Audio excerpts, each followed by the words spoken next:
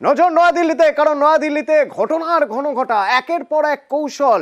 এই মুহূর্তের আপডেট যদি বলতে হয় তাহলে আপডেট হলো এই যে লালকৃষ্ণ আডবাণীর বাড়ি থেকে বেরিয়ে প্রধানমন্ত্রী হওয়ার জন্য বা প্রধানমন্ত্রীর দাবিদার হিসেবে এনডিএ সরকার গঠনের জন্য রাষ্ট্রপতি ভবনে যাচ্ছেন নরেন্দ্র মোদী।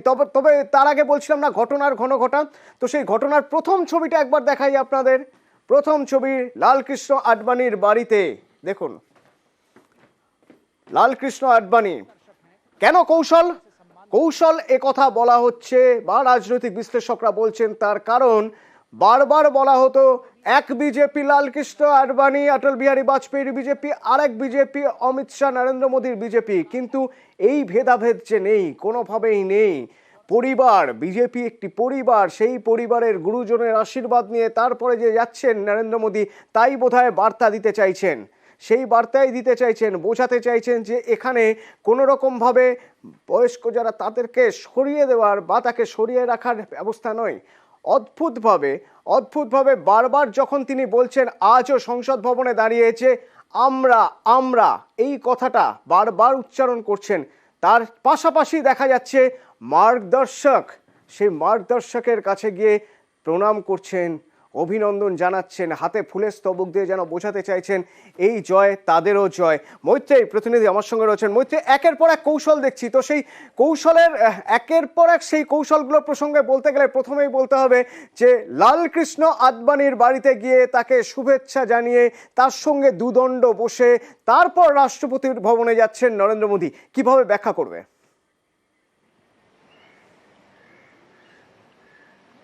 একেবারেই দেখো, রাজনৈতিক মহলে লালকৃষ্ণ আডবাণীর সঙ্গে এইভাবে প্রধানমন্ত্রীর দেখা করা সাম্প্রতিক অতীতে কিন্তু এরকম ঘটনা ঘটেনি, বরঞ্চ একাধিক সরকারি এবং এমনকি বিজেপিরও একাধিক অনুষ্ঠানে সেখান থেকে লালকৃষ্ণ আডবাণীর অনুপস্থিতি বারবারই প্রশ্ন তুলে দিয়েছিল যে কোথাও গিয়ে কি যারা একেবারে দিক নির্দেশক ছিলেন, একেবারে শুরুর দিকের দিক নির্দেশক ছিলেন এবং নরেন্দ্র মোদীর এক সময়কার যারা মেন্টর বলা যেতে পারে তারা কি কোথাও একটা ব্রাত্য হয়ে যাচ্ছেন।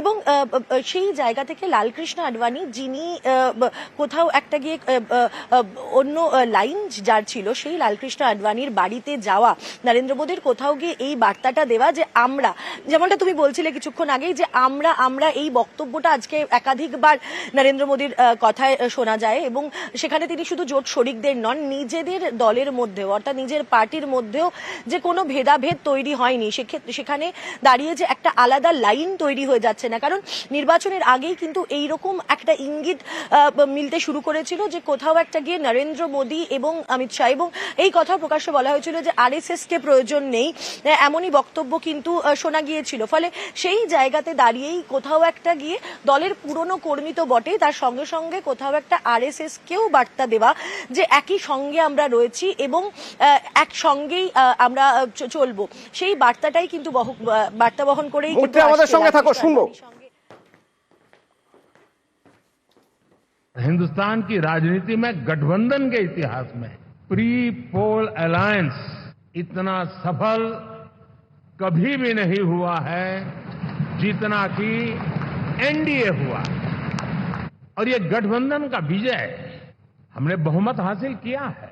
सरकार चलाने के लिए बहुमत आवश्यक है, लेकिन देश चलाने के लिए सर्वमत बहुत जरूरी होता है।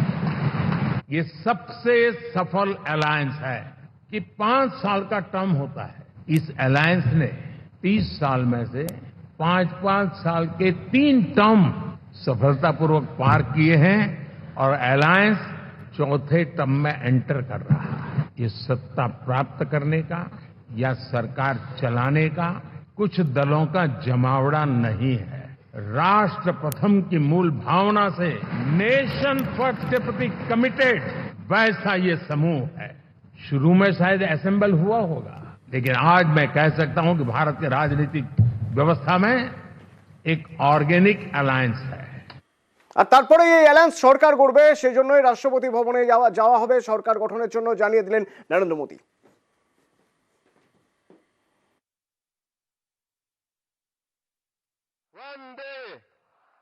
स्वागत है भाई, स्वागत है, स्वागत है भाई, स्वागत है, स्वागत है भाई, स्वागत है। हमारा लिए बड़ा गर्व और हर्ष का क्षण है कि माननीय प्रधानमंत्री नरेंद्र मोदी जी हमारे बीच में आ चुके हैं। मैं माननीय राष्ट्रीय अध्यक्ष जी से कहूंगा कि वो गमछा और पुष्प गुच्छ के द्वारा माननीय সংবিধানকে প্রণাম করে নরেন্দ্র মোদী পার্লামেন্টে स्वागत है। এবং একটা ভিশনের কথা বললেন। আমি একটু মৈত্রীর সঙ্গে কথা বলবো। মৈত্রী, ইন্ডিয়ার একটা ভিশন আছে, সেই ভিশনের কথা বললেন। আজ কোন সে ভিশন, কোন ভিশনের কথা বললেন নরেন্দ্র মোদী?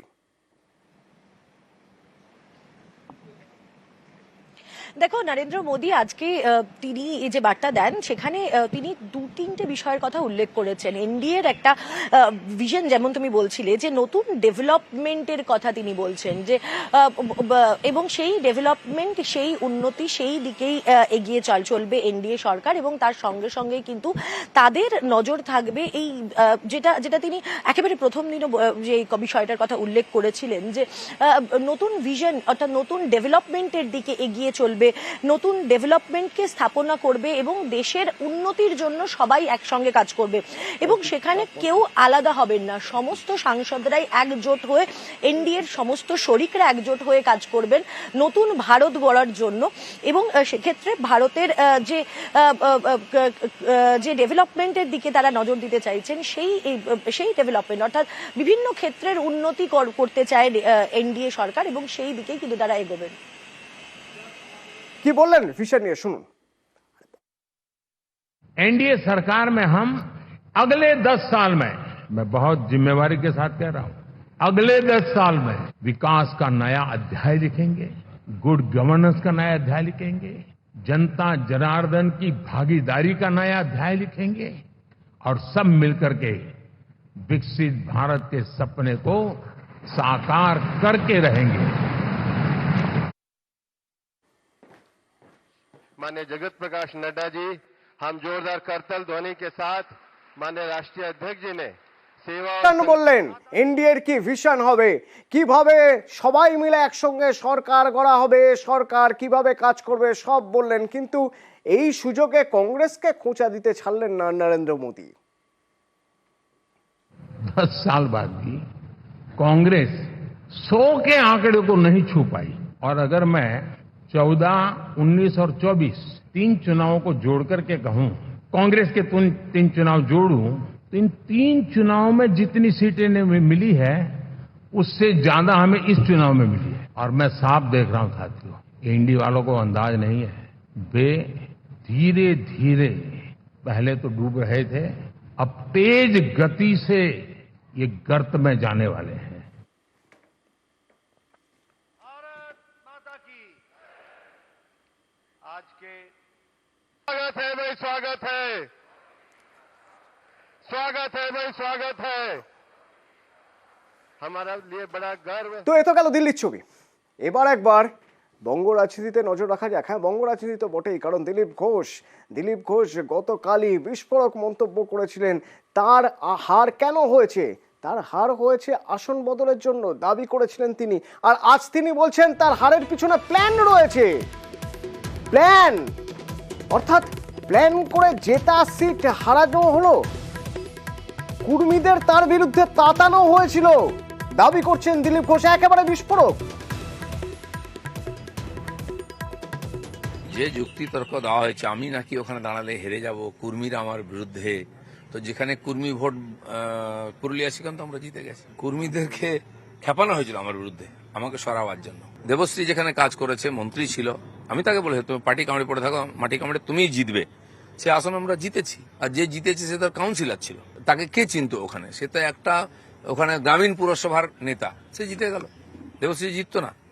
এর পিছনে কি আছে, কেন করা হচ্ছে, এটা তো ভাবতে হবে। কিছু তো আছেই, নাহলে যারা পুরনো পার্টির প্রতিষ্ঠিত নেতা ছিল নাকি কি জন্য লোকে হারা সিট জেতার জন্য প্ল্যানিং করে, এ তো জেতা সিট হারাবার জন্য প্ল্যানিং হয়েছে মনে হচ্ছে।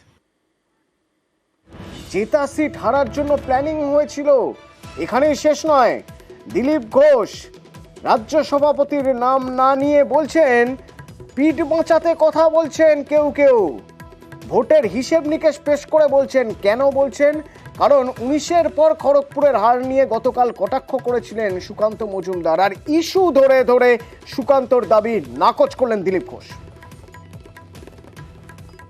27,000 মাত্র হারলো কেন? 1.5 লাখ 2 লাখে হারতো, আমি থাকলে 1-1.5 লাখে জিততাম, সেটা নেমেছে। আমি 89,000-এ জিতেছিলাম, তার সঙ্গে 27,000 যুক্ত করুন, কতটা মাইনাস হয়েছে বোঝা গেছে। তো সেরকম যারা বলছেন এখন তো পিঠ মাচাবার জন্য কাউকে কিছু বলতেই হবে, বাস্তবটা তো তথ্য, সেটা তো সবাই বলবে, পাবলিক জানে, ওখানকার লোক জানে, ওখানকার কর্মীরা বলে দেবেন কি হয়েছে না হয়েছে। এখানেই শেষ নয়, গতকালই দিলীপ ঘোষ বলেছিলেন যেখানে যেখানে কর্মীরা মার খাচ্ছেন প্রয়োজন হলে সেখানে তিনি যাবেন, যা শুনে সুকান্ত মজুমদার বলেছিলেন যেখানে খুশি উনি যেতেই পারেন, কিন্তু দলের সঙ্গে সমন্বয় রেখেই যেতে হবে। এখানেও দিলীপ ঘোষের বক্তব্য, যখন হামলা সমন্বয় না রেখে হয় তখন যাওয়ার সময় দলের সঙ্গে সমন্বয় রেখে যাওয়ার প্রশ্ন উঠছে কেন?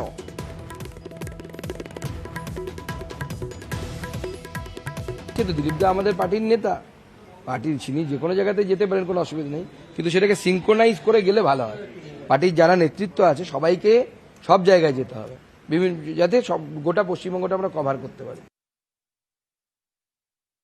যেখানে আক্রমণ হচ্ছে কার পারমিশনে হচ্ছে? কর্মীরা যখন ফোন করে, যখন কান্নাকাটি করে, বাড়ি ছাড়া হয়, তার কাছে কি ফর্মালিটি থাকবে, পার্টি থাকবে, নাকি মানবতা থাকবে? বহু কর্মী আজকে বিভিন্ন জেলায় জেলা অফিসে এসে থাকছেন, ওনারা এখানে এসেছেন সুন্দরবনের থেকে, আমাদের কর্মীরা আমার সঙ্গে দেখা করলেন, এসে তারা ভোটের পরে চলে এসেছেন। প্রোগ্রাম করার জন্য পারমিশন নিতে হয়, কারোর সঙ্গে দেখা করার জন্য কোনো পারমিশন নেওয়ার দরকার হয় না।